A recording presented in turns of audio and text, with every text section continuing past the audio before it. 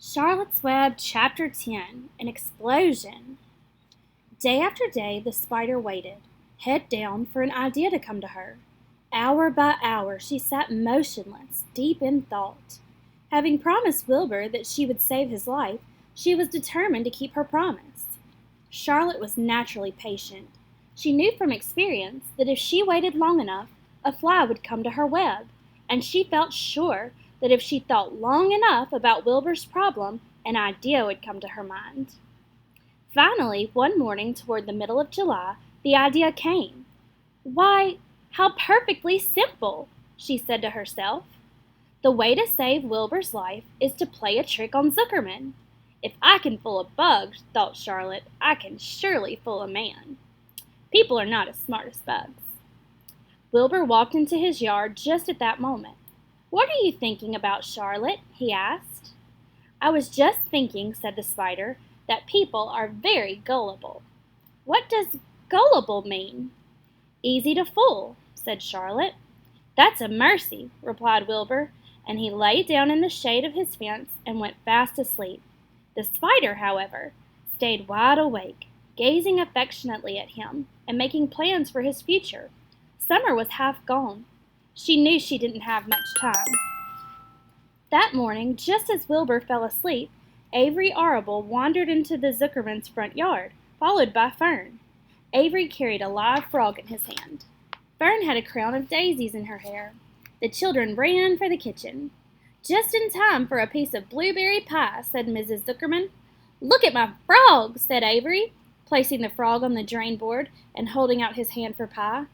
"Take that thing out of here," said Mrs. Zuckerman. "He's hot," said Fern. "He's almost dead, that frog." "He is not," said Avery. "He lets me scratch him between the eyes." The frog jumped and landed in Mrs. Zuckerman's dishpan full of soapy water. "You're getting your pie on you," said Fern. "Can I look for eggs in the hen house, Aunt Edith?" "Run outdoors, both of you, and don't bother the hens."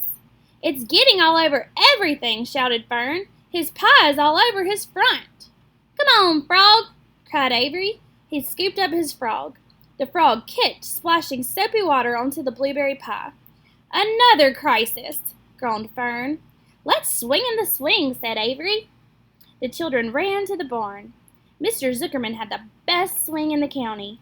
It was a single long piece of heavy rope tied to the beam over the north doorway. At the bottom end of the rope was a fat knot to sit on.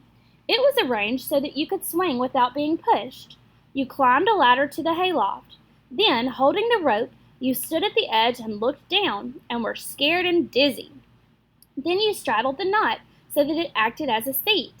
Then you got up all your nerve, took a deep breath, and jumped. For a second you seemed to be falling to the barn floor far below.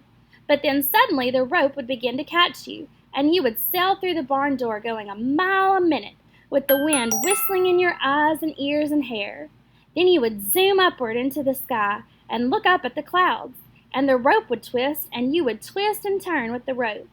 Then you would drop down, down, down out of the sky and come sailing back into the barn, almost into the hayloft, then sail out again, not quite so far this time, then in again, not quite so high, then out again, then in again, then out, then in, and then you jump off and fall down and let somebody else try it.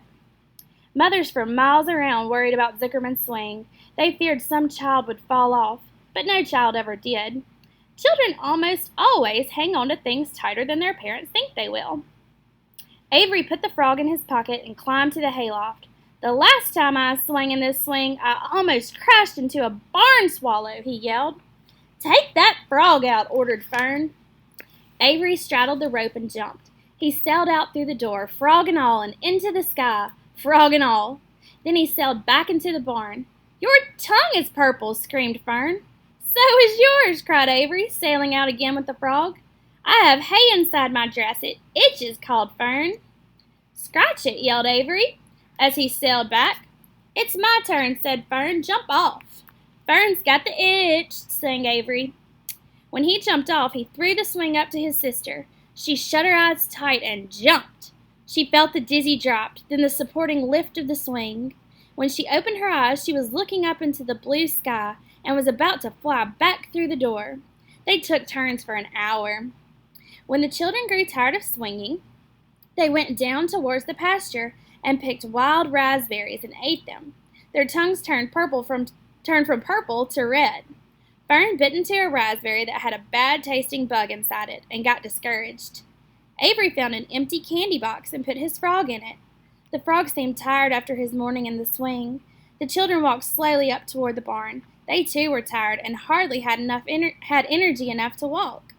"Let's build a treehouse," suggested Avery. "I want to live in a tree with my frog." "I'm going to visit Wilbur," Fern announced. They climbed the fence into the lane and walked lazily toward the pig pen. Wilbur heard them coming and got up. Avery noticed the spider web, and coming closer, he saw Charlotte. "Hey, look at that big spider," he said. "It's tremendous." "Leave it alone," commanded Fern. "You've got a frog. Isn't that enough?" "That's a fine spider, and I'm going to capture it," said Avery. He took the cover off the candy box. Then he picked up a stick. "I'm going to knock that old spider into this box," he said. Wilbur's heart almost stopped when he saw what was going on. This might be the end of Charlotte if the boy succeeded in catching her. "You stop it, Avery!" cried Fern. Avery put one leg over the fence of the pig pen. He was just about to raise his stick to hit Charlotte when he lost his balance. He swayed and toppled and landed on the edge of Wilbur's trough. The trough tipped up and then came down with a slap. The goose egg was right underneath. There was a dull explosion as the egg broke, and then a horrible smell. Fern screamed. Avery jumped to his feet. The air was filled with the terrible gases and smells from the rotten egg. Templeton, who had been resting in his home, scuttled away into the barn. "Good night!" screamed Avery. "Good night! What a stink! Let's get out of here!" Fern was crying. She held her nose and ran toward the house. Avery ran after her, holding his nose. Charlotte felt greatly relieved to see him go. It had been a narrow escape. Later on that morning, the animals came up from the pasture. The sheep, the lambs, the gander, the goose, and the 7 goslings. There were many complaints about the awful smell, and Wilbur had to tell the story over and over again of how the Arable boy had tried to capture Charlotte, and how the smell of the broken egg drove him away just in time. "It was that rotten goose egg that saved Charlotte's life," said Wilbur. The goose was proud of her share in the adventure. "I'm delighted that the egg never hatched," she gabbled. Templeton, of course, was miserable over the loss of his beloved egg, but he couldn't resist boasting. "It pays to save things," he said in his surly voice. "A rat never knows when something is going to come in handy. I never throw anything away." "Well," said one of the lambs, "this whole business is all well and good for Charlotte, but what about the rest of us? The smell is unbearable. Who wants to live in a barn that is perfumed with rotten egg?" "Don't worry, you'll get used to it," said Templeton. He sat up and pulled wisely at his long whiskers, then crept away to pay a visit to the dump. When Lurvy showed up at lunchtime carrying a pail of food for Wilbur, he stopped short a few paces from the pig pen. He sniffed the air and made a face. "What in thunder?" he said, setting the pail down. He picked up the stick that Avery had dropped and pried the trough up. "Rats!" he said. "Phew! I might have known a rat would make a nest under this trough. How I hate a rat!"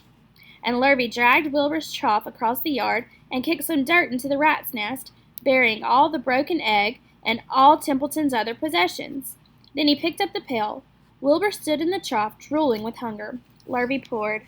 The slops ran creamily down around the pig's eyes and ears. Wilbur grunted. He gulped and gulped, making swishing and swooshing noises, anxious to get everything at once. It was a delicious meal.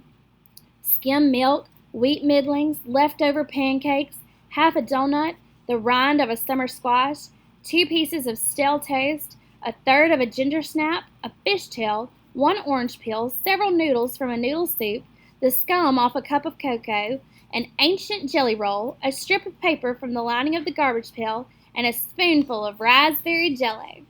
Wilbur ate heartily. He planned to leave half a noodle and a few drops of milk for Templeton. Then he remembered that the rat had been useful in saving Charlotte's life, and that Charlotte was trying to save his life. So he left a whole noodle instead of a half. Now that the broken egg was buried, the air cleared and the barn smelled good again. The afternoon passed and evening came. Shadows lengthened. The cool and kindly breath of evening entered through doors and windows. Astride her web, Charlotte sat moodily, eating a horsefly and thinking about the future. After a while, she bestirred herself. She descended to the center of the web, and there she began to cut some of her lines. She worked slowly but steadily while the other creatures drowsed. None of the others, not even the goose, noticed that she was at work. Deep in his soft bed, Wilbur snoozed. Over in their favorite corner, the goslings whistled a night song. Charlotte tore quite a section out of her web, leaving an open space in the middle. Then she started weaving something to take the place of the thread she had removed. When Templeton got back from the dump around midnight, the spider was still at work.